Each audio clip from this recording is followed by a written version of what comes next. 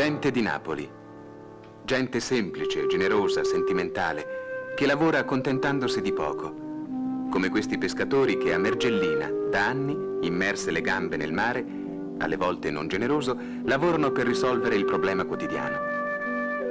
È un lavoro tradizionale quello dei pescatori di Napoli. 150 anni fa, coi berretti rossi spioventi e con le barche policrome, così li vedeva il pittore Hackert.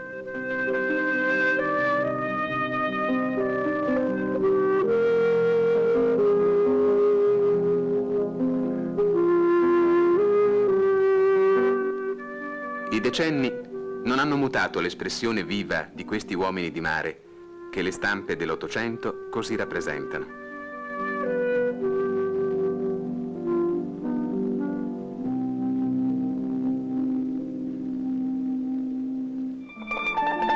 Le ostriche, delizioso frutto del mare di Napoli, formano con l'ostricaro un aspetto caratteristico a sé.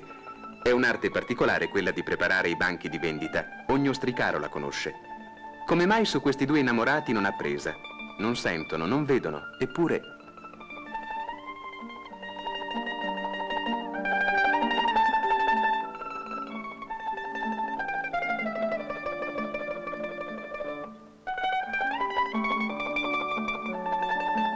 sono veramente squisite.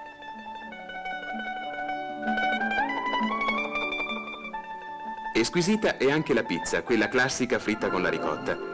La pizza di Napoli più popolare, anche se meno nota. Dalla padella ne escono ogni giorno a tutte le ore in grande quantità, calde e morbide.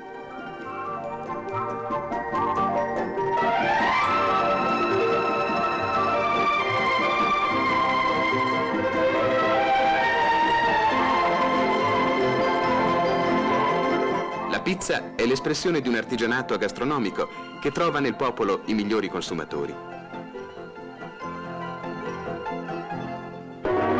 Per i golosi c'è la sfogliatella, un dolce inconfondibile ed il più tipico dell'arte dolciaria partenopea.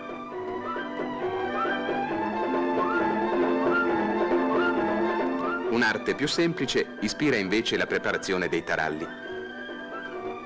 Ma un'arte unica è quella di vendere, che i napoletani hanno appreso per tradizione, come ci mostrano questi acquerelli di venditori della metà dell'Ottocento. A Napoli le 10 e le 20 lire hanno ancora valore per un venditore di noccioline. Ma anche per questa vecchia nei suoi acquisti giornalieri.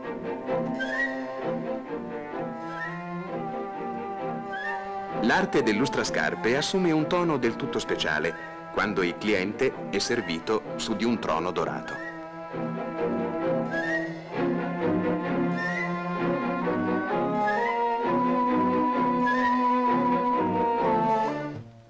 Che cosa guarda con tanto interesse quest'uomo col cannocchiale puntato sul mare? Certamente una sirena.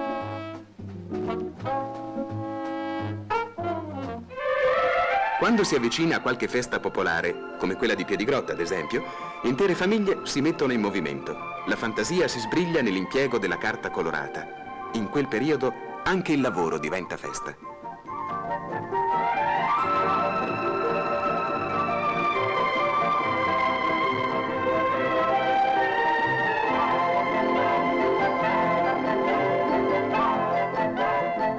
Ma dove la fantasia si sbizzarrisce nelle sue forme più vive è nella costruzione dei carri. Si passa dall'esotico al nostrano con molta facilità, in una ridda di colori e di effetti.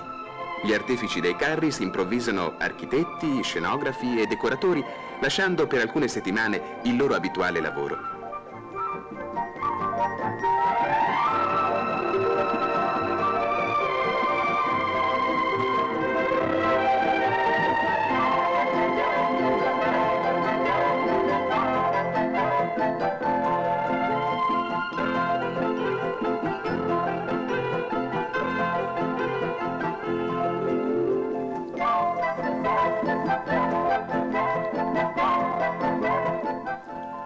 Una cura particolare viene messa nell'allestimento dei banchi per la vendita dei polipi cotti.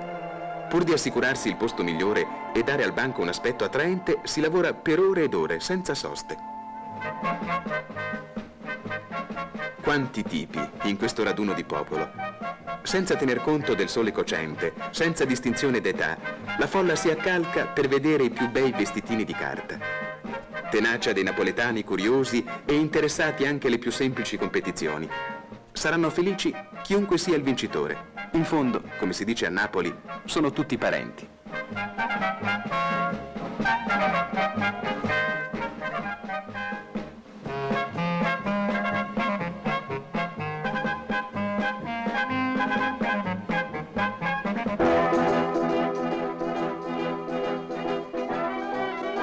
Una grande gioia traspare da questo quadro di Giacinto Gigante, vibrante di movimento e di luce.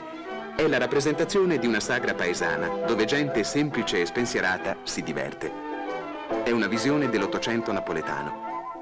La gente allegra e festosa ha gli stessi caratteri di quella d'oggi, anche se i costumi sono mutati.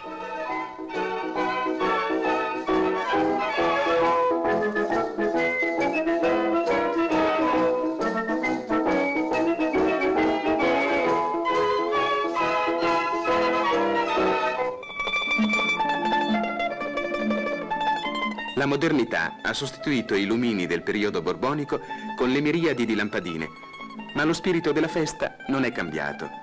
Togliere ai napoletani la festa di Piedigrotta significherebbe privarli di qualche cosa di vitale.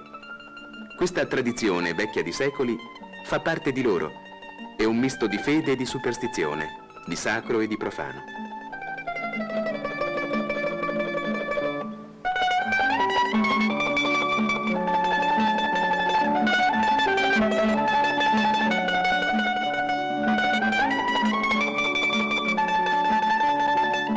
Non è forse un capolavoro questa luminaria composta da oltre 40.000 lampadine che celebra una canzone?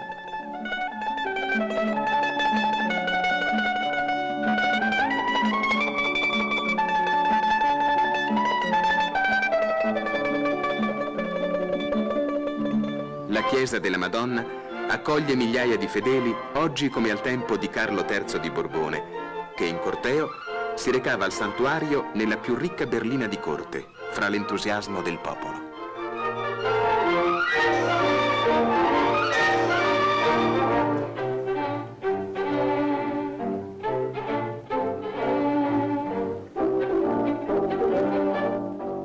Cavalli marini ornano questo carro, frutto della fantasia dei costruttori, artigiani affluiti da tutte le zone periferiche della città. Questa notte la gente si associa in una cordiale e festosa comunanza. Sembra a tutti di conoscersi da tempo, uniti nel frastuono e nell'animazione della strada. Il carattere socievole della gente di Napoli trova nel motivo religioso maggior ragione di espandersi.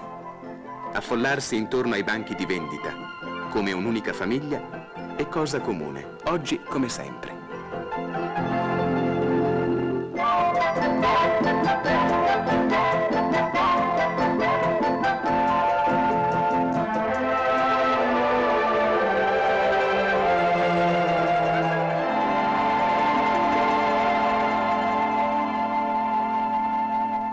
È ancora l'arte di Giacinto Gigante a presentarci i tipi popolari che ritornano da una festa religiosa.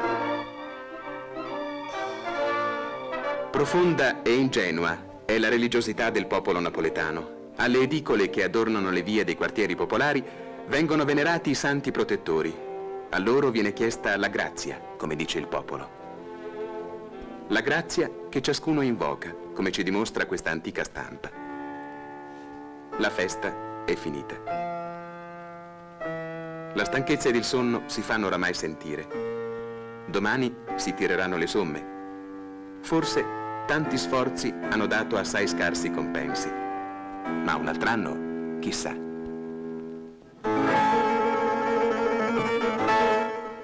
Dietro questa speranza si avvia la maschera errante, che è forse la migliore sintesi dello spirito e del carattere più intimo di tutto un popolo. Ora è stanca, depone il volto della gioia, diventa triste e pensosa come la gente di Napoli.